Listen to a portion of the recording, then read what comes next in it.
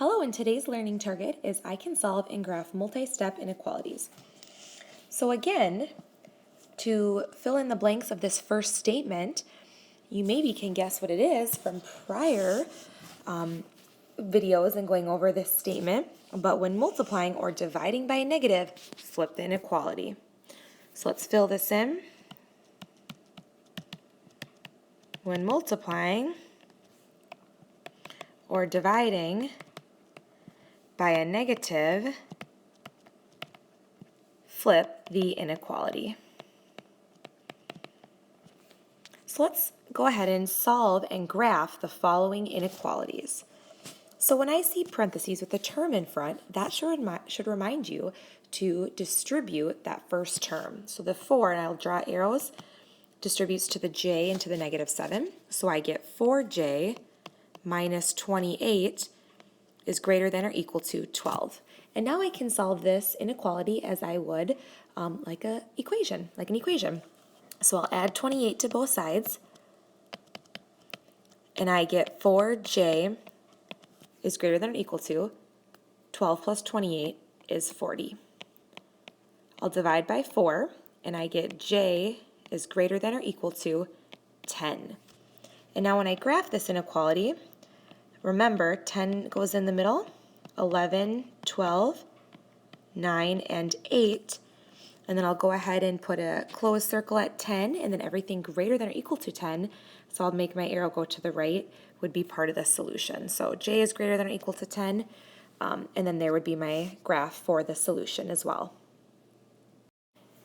Now if we look at the next example, we also have to distribute.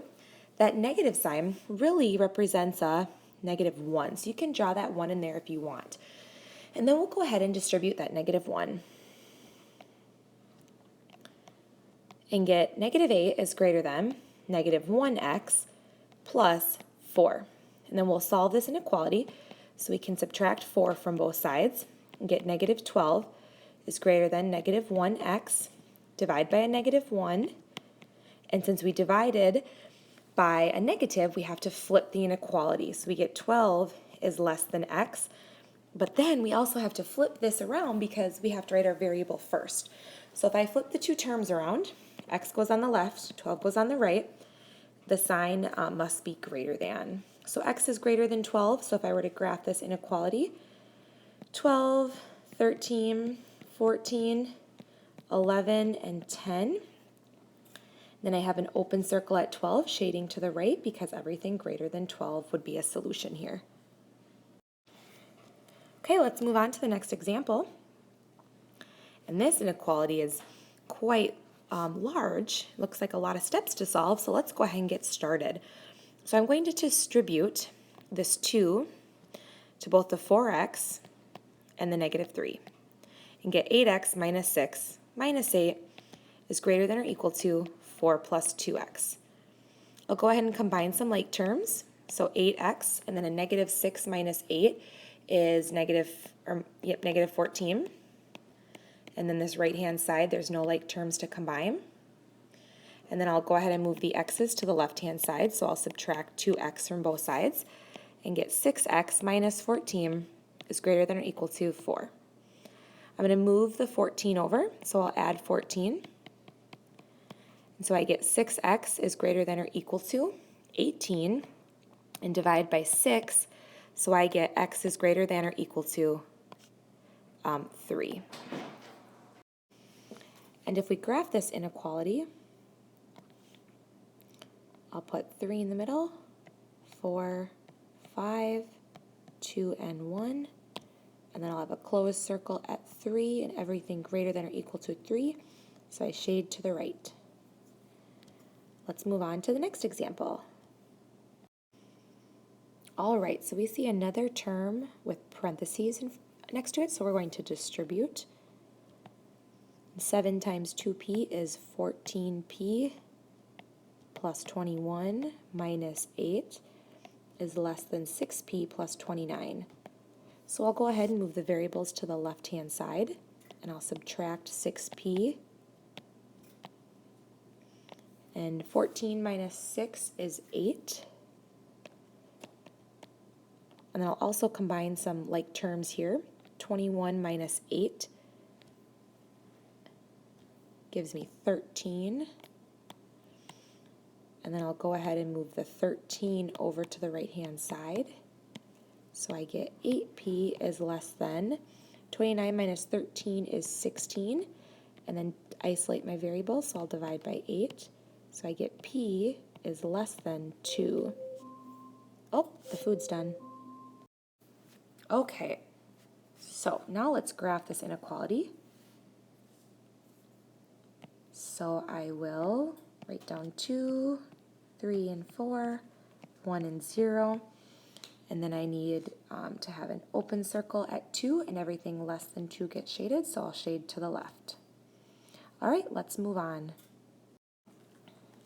All right, let's look at the last 2 examples before we look at some word problems. So I see in this first example, I'm going to have to distribute that 2, so I get 0.8x minus 4 is less than or equal to 2 times 1.4x is 2.8x.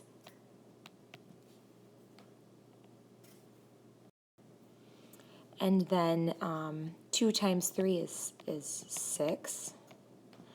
And then now I'll move my variables to the left-hand side, so I'm going to, actually, I'll move them to the right-hand side. So I'll go ahead and subtract 0.8x.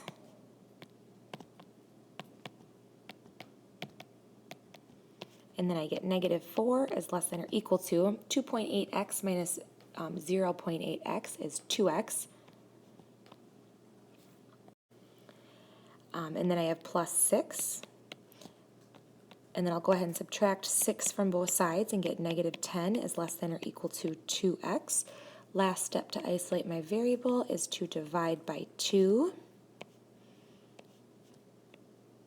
And I get negative 5 is less than or equal to x, but we need to write our variable on the left-hand side, so let's flip these terms and get x is greater than or equal to negative 5.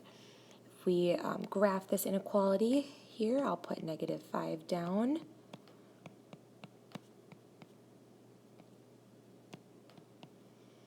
And then I'll go ahead and make a closed circle at negative 5, and then shading to the right for everything greater than or equal to negative 5. All right, let's look at the last example before we get to word problems. Let's distribute the 1/4 to negative y and to the 4. So I have 3/4 y minus 7 is greater than negative 1/4 y plus 1. And I'm going to go ahead and move the variables to the left-hand side. So I'll add 1/4 y. Oh, the other food is done. Okay, 3/4 y plus 1/4 y is 1y. Minus 7 is greater than 1, and then I'll add 7 to both sides. And y is greater than 8, and then if we go ahead and graph this, 8, 9, 10, 7, and 6, I'll have an open circle at 8 and everything greater than 8, so I'll shade to the right. Now let's take a look at the word problem. The cafeteria has instituted a few new lunch programs. The first lunch program has an initial cost of $10 with a lunch charge of $1.75. That should say of. The second lunch program has an initial cost of $15 with a charge of $1.25 per lunch. What number of lunches will make the second plan cheaper? Okay, so let's write this down. Lunch 1 versus lunch 2. Now, lunch 1 has $1.75 per lunch, so call that X, plus just a $10 initial cost. Whereas lunch 2 has $1.25 per lunch plus an initial cost of $15.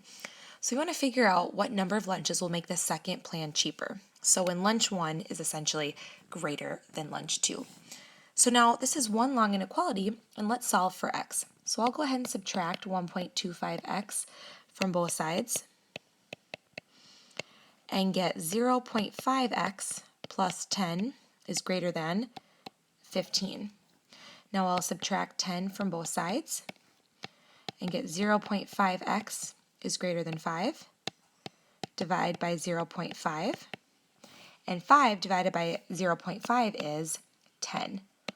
So the number of lunches that will make the second plan cheaper is when there are 10 or more lunches bought. Essentially, that format of buying lunch would be cheaper in the long run. Thanks so much for listening. Have a great day. Bye-bye.